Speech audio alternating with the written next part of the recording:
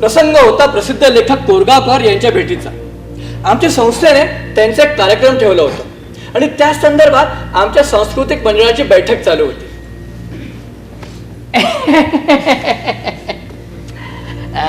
हे पहा भागवत, तुम्ही दरवर्षी येणाऱ्या पाहुण्यांचा आदरातिथ्य करता बरोबर, त्यांच्या सोबतही राहता बरोबर, आणि यंदा तर तुम्ही सेक्रेटरी आहेत बरोबर. म्हणून काय झालं? नाही, शिवाय हे काम तुम्हाला आवडतंय ना. आवडत होतं, पण आता गेल्या काही वर्षापासून हे कामाला आवडत नाहीये.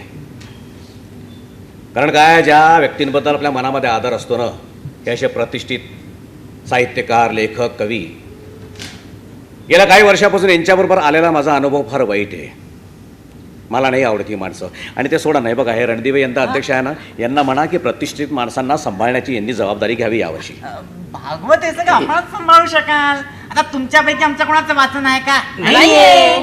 आणि त्याशिवाय बाबा या साहित्यिकांशी कसं काय बोलायचं ते आम्हाला काही समजत नाही. अरे ही माणसं पुस्तकातून भेटतात ना, तोपर्यंत सगळं ठीक आहे, पण प्रत्यक्ष यांच्या सहवासामध्ये राहणं म्हणजे निव्वळ भोग आहे, भोग.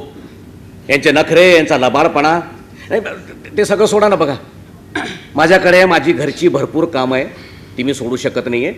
घरचं खाऊन लष्करच्या भाकऱ्या भाजण्यामध्ये माझा अजिबात इंटरेस्ट नाही आहे. तुम्ही जे काम सांगाल दुसरं ते करायला तयार आहे. मी रंगमंचावरचा केर काढायला सुद्धा तयार आहे, पण हे काम मी नाही करणार. मी काय म्हणते भागवत काका? काय म्हणते? नाही, मी काय म्हणते की यावर्षी तर तुम्हीच बघा, मग पुढे हा कार्यक्रम झाला की तुम्ही आम्हा सर्वांचा वर्कशॉप घ्या की आलेल्या पाहुण्यांचा आदर सत्कार कसा करायचा ते. बरोबर आहे ना? बरोबर बरोबर बरोबर. चला.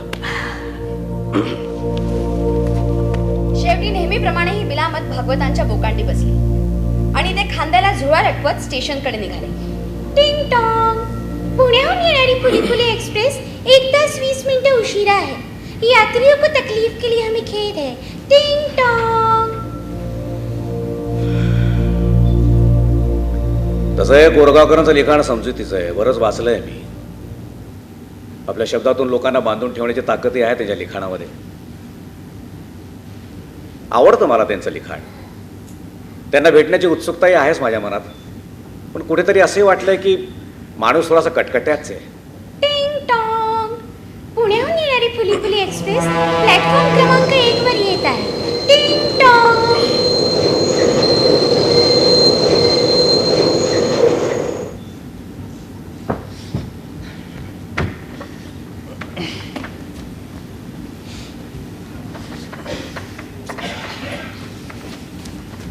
ओ दादा, बाजूला वा ना. अरे बाजूलाच ते. नमस्कार कोरगावकर साहेब, मी भागवत. अरे काय हो भागवत, काय झालं? कोणत्या गाडीचं तिकीट पाठवलंय? वैताग नुसतं. द्या मला सामान, द्या ना. चला. आणि एक्सप्रेस 2 तास लेट आहे, कंटाळा आला या प्रवासाचा मला. काय करू शकणार आहे आपण, पण चला ना. डाक बंगल्यावरती तुमची राहायची सोय केलेली आहे. डाक बंगला? हो हो, या ना. बस ऑटो आला की आपण त्याच्यात चलूया. ऑटो? हो. भागवत तुम्ही मला घ्यायला आलाय ना, एक साधी गाडी नाही आणू शकत? काय आहे, आमचे जे अध्यक्ष आहे ना त्यांच्याजवळ कार फक्त, आणि ते त्याच्या मुलाला घ्यायला कुठेतरी गेले. तर तुम्ही या ना, असं इकडनं या, असे या, या असे या, या या असे, या असे. इथे ऑटो येईलच है ना, आपण निघू. काय नाव सांगितलं तुम्ही? भागवत. भागवत. काय आपल्या कार्यक्रमाला अजून 2-3 तास उशीर आहे ना? नाही, 3-3.5 तास आहे जवळपास. बरं बरं बरं. संध्याकाळच्या कार्यक्रमाआधी मी थोडीशी घेतो. काय? संध्याकाळच्या कार्यक्रमाआधी मी थोडीशी घेतो. अच्छा, हे हो. नाही म्हणजे त्याशिवाय कार्यक्रम रंगत नाही ना. मागचा अनेक वर्षाचा माझा तसा तो शिरस्ताच आहे. तशी मी स्कॉच घेतो, पण समजा ती नसलीच तर प्रीमियम विस्की तरी लागेल. मी करतो, सोय करतो ना मी. हे गण्या इथे आधी स्टेशनच्या दाराशी उभं होतो, ऑटो घेऊन सर इकडेच आहे बरं. आम्हाला दोघांना घे, आणि आम्हाला सोडल्यानंतर मी विसरून जाईन म्हणून तुला सांगतोय की पुढे जाऊन येणार तर दारूच्या दुकानावरनं ते प्रीमियर विस्कीची मोठी बॉटल घ्यायची आहे. तुझ्यासाठी नाही आहे रे, त्यांना द्यायची आहे, त्या कोरगावकरांना. त्यांना मला कळत नाही, प्रतिष्ठित माणसं स्वतःची दारू, स्वतःची सिगारेट्स बरोबर का नाही आणत आहे. मानधनामध्ये पैसे वाढून सांगावं ना, कोणी नाही म्हणत आहे का यांना? हो हो, येतेच. अरे ये, अरे इथे उभं होतो ना आधी. गण्या काय करतोय तू? काय तिथे काय इकडे आण.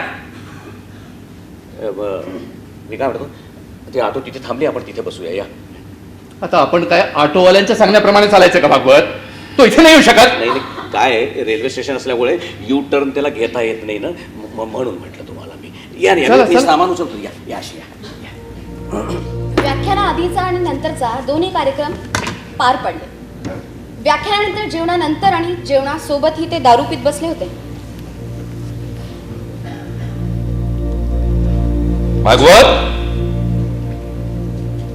अहो भागवत. आलो त्याचा हिशोब करायचा होता, म्हणून तिथे गेलो तुम्ही जरा. काय? नाही, मी घेतच नाही ना. अरे आणि आता तुमच्याबरोबर होतोच मी त्यामुळे तुम्ही दारू घेत नाही हा? नाही. पण भागवत, त्याच्यामुळे गंमत काय झाली की जेवणाआधीच्या माझ्या वाटेची आणि जेवणानंतर तुमच्या वाटेची सुद्धा मलाच घ्यावी लागते ना.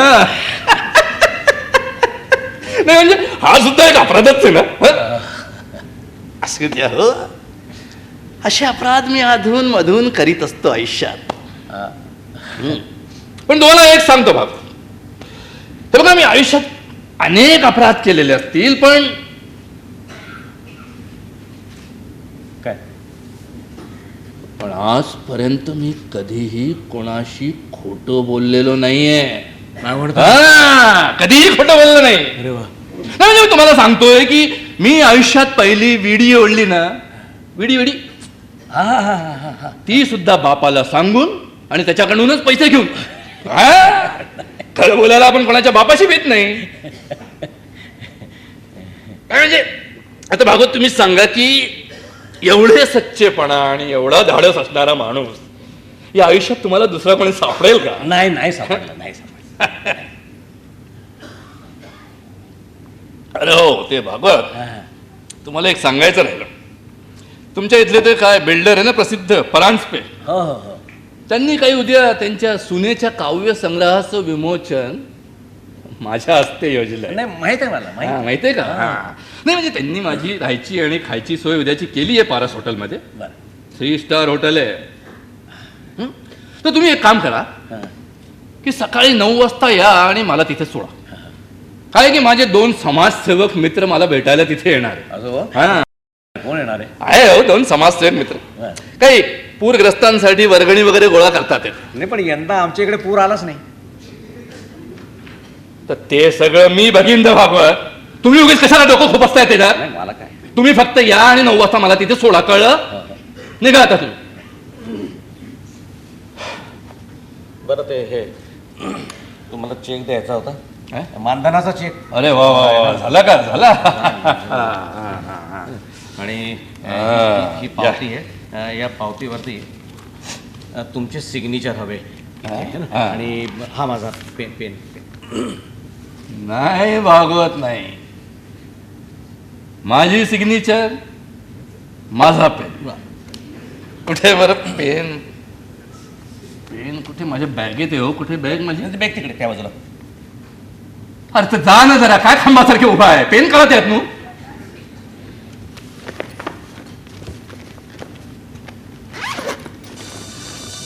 मिळाला? आहे नाही, कुठंतरी आहे, बघतो.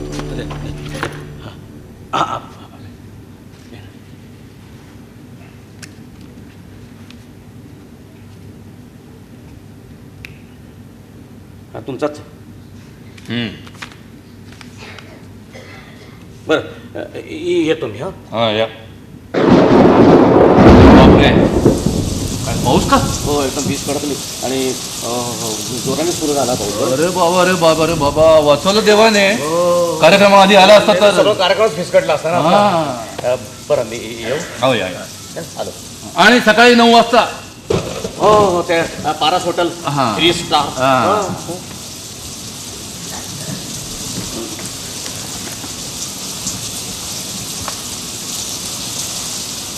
रात्री भागवत भिजतच घरी पोहोचले.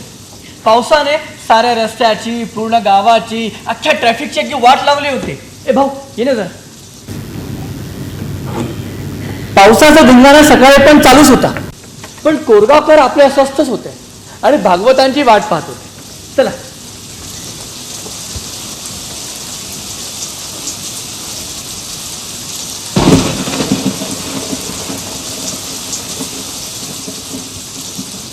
आयोजक मंडळींना दुसऱ्याच्या वेळेची काही काळजीच नाही. त्यांचा कार्यक्रम काल झाला, आता त्यांना काय कोणाची वेळ काय होती काय नाही होते यांना काही. नमस्कार साहेब, गोरगाव सर, आलोच मी. अरे काय भागवत, किती उशीर हा. पावसामुळे उशीर झाला हो मला. पण त्याच पावसात तुम्ही इथे आला ना, कळाला का? अरे ते माझे मित्र तिथे वाट पाहत असतील, मला जायला हवं तिथे लवकर. मी तेच सांगतो तुम्हाला मी की पाऊस इतका आहे ना, त्यामुळे तुमचे ते 2 मित्र सुद्धा तिथे काही पोहोचले नसणार आहे. त्याच्यापेक्षा आपण इथे नाही, मला मान्य आहे की आपण काही मातीची नाही आहोत, गळणार नाही, पण तरी काय आहे की आपण वाटेत गेलो ना तर ऑटो अडकतोय पावसामध्ये. मला त्याच्यामुळे उशीर झाला ना यायला, म्हणून मी तुम्हाला सांगतो की आपण इथे नाश्ता करूया आणि नंतर मग निवांतपणे 2-3 तासांनी जाऊया तिकडे. अरे काय फाजीलपणा आहे हा, हं? अरे माझे समाजसेवक मित्र तिथे माझी वाट पाहतात आणि मी इथे नाश्ता करू. हे बाबा भागवत, कमिटमेंट म्हणजे कमिटमेंट. मला वेळेवर पोचायला हवं तिथे. तुम्ही एक काम करा, ते तुमचे परांजपे ना, ते तर मला गाडी घेऊन येणार आहे. तुम्ही नुसतं एक साधा रिक्षा तरी बोलवा हो इथे लवकर. Auto auto auto Paras hotel चलने का है. कितना लेगा? 200. दुप्पट पैसे मागतोय. अरे पाऊस आहे म्हणून काय. चालेल. बरं ऑटो थांबवलाय, आपण निघूया. या मी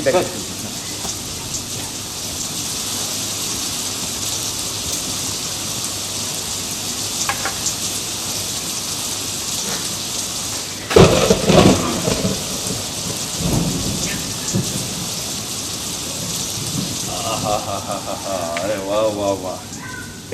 ही आपली खोली है ना, म्हणजे परांजपेंनी जी बुक केलेली आहे. मस्त आहे. हा, बसा बसा. आणि काय आहे की मी रिसेप्शनवरती विचारलं तर ते तुमचे कोणते 2 समाजसेवक ते मित्र काही आले नाही आहे. ठीक आहे. हा, पण कोणा एका बाईंचा फोन होता आणि निरोप असा होता की ते पाण्यात कुठेतरी अडकले आहे पावसामुळे. नाही, मी सांगितलं तिथे खालती की त्या उशिरा आल्या तरी त्यांना वर सरळ पाठवा. तुम्ही निघा आता, मी बघीन ते सगळं. कळलं? आलं.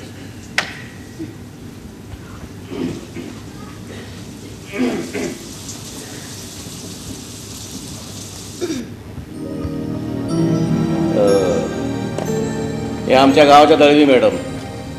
गावामध्ये कोणी प्रतिष्ठित माणूस आला की त्याची अवतीभोवती फिरण्यामध्ये, फुशारका मारण्यामध्ये हातखंड या बाईचा. अरे नमस्कार दळवी मॅडम, नमस्कार. तुम्ही इथे कशा काय? कोरगावकर सरांनी मला इथे बोलवून घेतलं. त्यांनी बोलवलं तुम्हाला? हो, म्हणजे त्यांना कोणीतरी माझा नंबर दिला. म्हणजे काही 2 समाजसेवक मित्रांना भेटायला नाही आले, या बाईंना बोलवलं त्यांनी भेटायला इथे. हा? नाही काही नाही, त्यांनी फोन केला मला, विचारलं येता का. म्हटलं येते ना.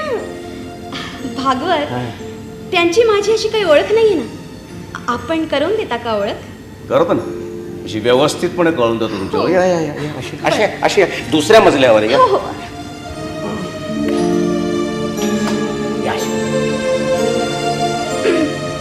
अरे वा वा, या या या या, बसा बसा बसा. बसा बस. कोरगावकर साहेब, हे आमच्या गावातल्या दळवी मॅडम. हा, असं का? नमस्कार. आणि मॅडम दळवी हे कोरगावकर. अच्छा. हे केवढे मोठे प्रतिष्ठित साहित्यकार आहे असं तुम्हाला वेगळं सांगायची गरज नाही, नाही का? नाही. पण यांची एक विशिष्ट ओळख आहे, ती तुम्हाला आवर्जून सांगावीशी वाटते मला. काय आहे, स्वतःला आहे ना सत्यवचनी म्हणवतात, पण हा 1 नंबरचा लुच्चा माणूस आहे. एक गोष्ट आहे का, कालचं तुमचं व्याख्यान झालेलं आहे, मानधन दिलेलं आहे, ते मी ऐकलंय. आजचं माझं व्याख्यान बिना मानधनाचं तुम्हाला ऐकावं लागणार. तर सांगायचं काय आहे की हे स्वतःला सत्यवचनी म्हणवतात. स्वतःच्या पैशाने स्वस्तातली दारू पितात. आपण तुमची बॅग बघितली आहे, त्याच्यामध्ये देशी दारूची बॉटल बघितली आहे.